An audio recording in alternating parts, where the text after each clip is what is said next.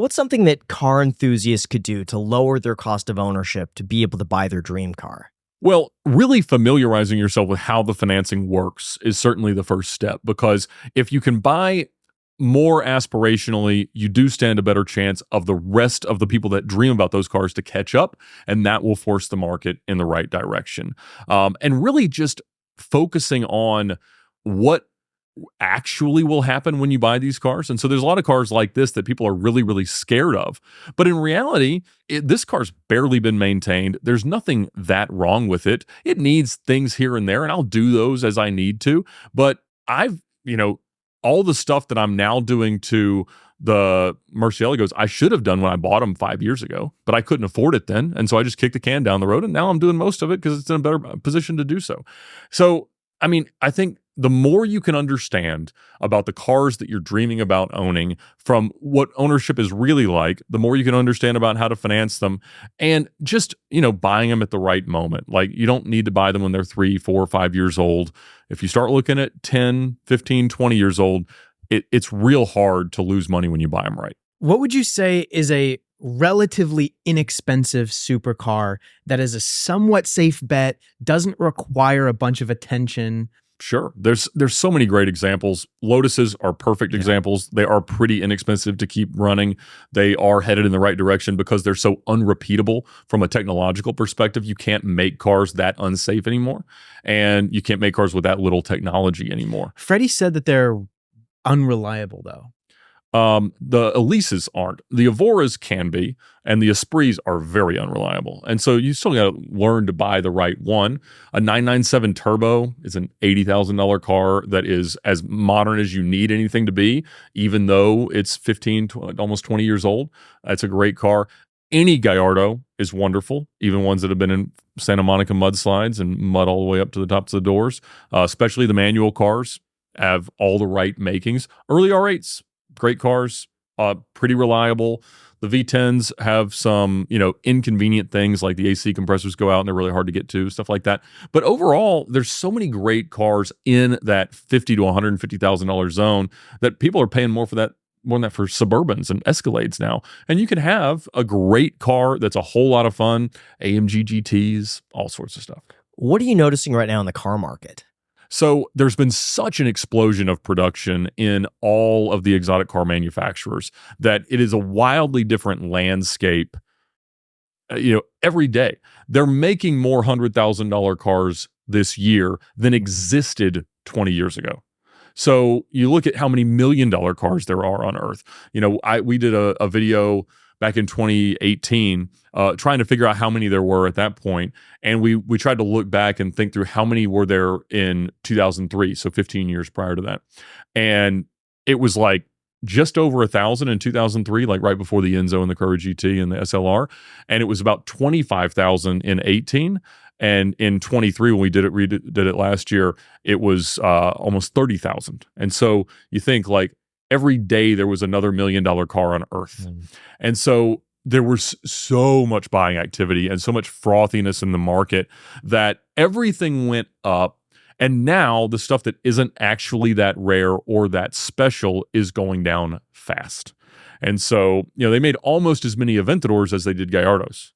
And we think of them more like Mercies, but there's, 12,500 Aventadors, 4,099 Murciélagos. There's actually a few less. They didn't build all the VINs, but so anything that isn't that special or that people didn't buy as passionately, like SF90s and 812s and McLaren 720s and 750s, and these cars, Aventadors, they're going down fast with no bottom in sight.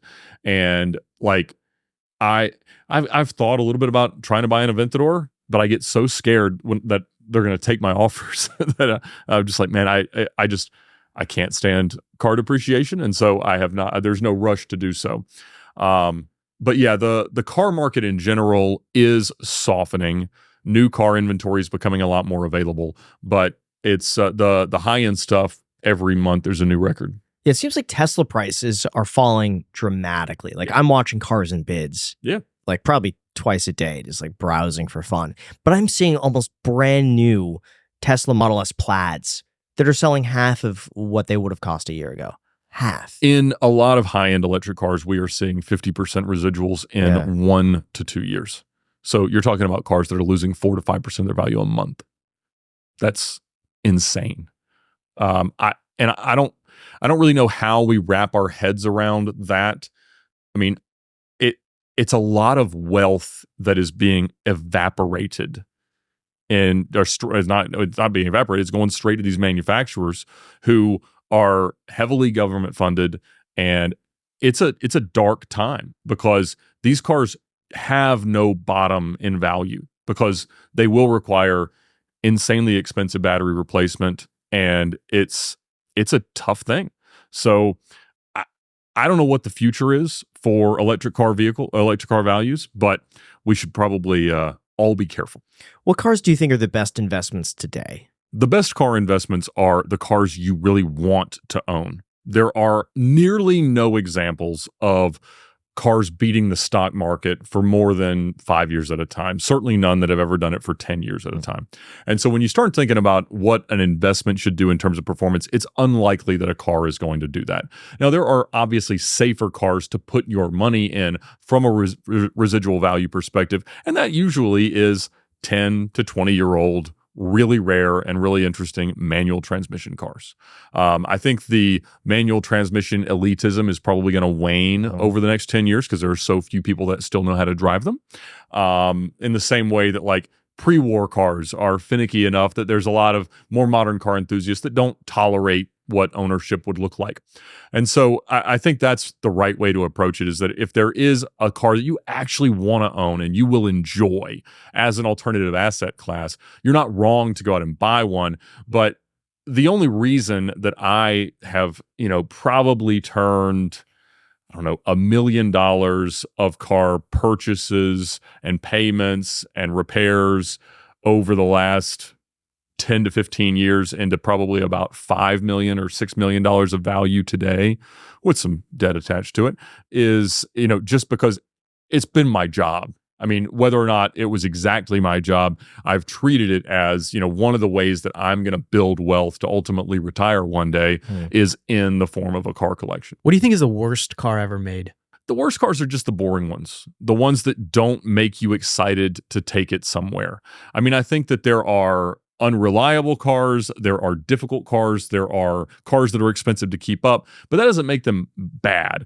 I think the cars that I just don't have any interest in are the ones that are your Nissan Altimas that you're just trying to get A to B in. Not that there's anything wrong with that, but in the same way that I don't care what designer makes my clothes because that's not something that I find enjoyment out of. If you tried to let someone who doesn't like cars use one of mine as a way to get around, they would abandon it on the side of the road, or they'd break down and not be able to get where they wanted. So it's one of these things that it's so hard to prescribe your own preferences and ideas onto someone else because we've all got different mindsets about how we want to use it. What is a rare car that not many people know is rare? Or maybe something that you would say is underappreciated in today's market? So when I first started to figure out that Lamborghini Murciélagos with a manual transmission were a lot more rare than people thought. The thinking had been that 10% of the production was probably manual, but the factory kept no records of this. They had no way to find out. I asked them repeatedly, everybody I could, like, how many of these did you make? And probably not that many, but we don't know.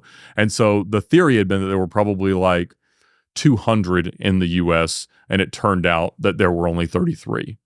And so when I discovered that by manually going through all my records and everything that I could find, obviously I was the only person at a moment that knew this, and I was ahead of the curve because I financed the nicest one that I could find and without putting anything down. And that worked out really, really well.